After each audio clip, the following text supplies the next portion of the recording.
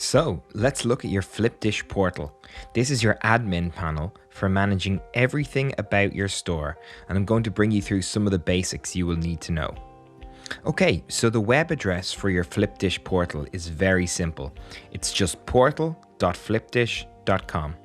I always recommend people to bookmark or save this link to your desktop or laptop when you log in, or if you're opening it on your mobile, use the option where you can save it to your home screen, where it will then show up like an app. That way you'll have quick and easy access rather than having to remember and type the URL each time you want to access it. Step 1 is to enter your email address. So this would be whatever email address you used to sign up with or gave your sales rep. If you're not sure, don't worry, feel free to send us an email to help@flipdish.com and we can set this up for you. Great, so I'm going to enter an email address for an account that we've already set up and then hit next.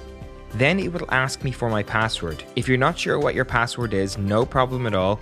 Just hit forgot password and the system will resend you an email with a password reset.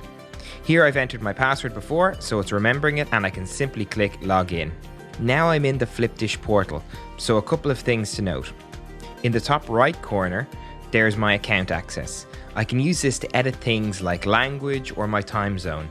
For anyone not located in Ireland or the UK, I would recommend going here to check that your language and time zone are set up correctly. You can also log out from here.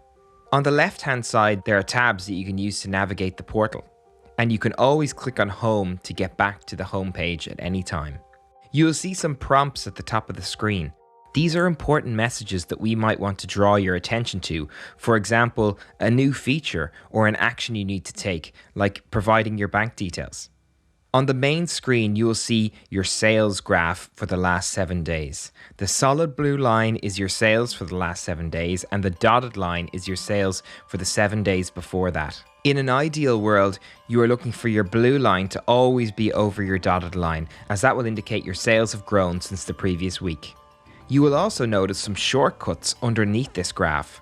Our customers were telling us that the most common things that they need to do are viewing orders, closing their store, and editing their menu.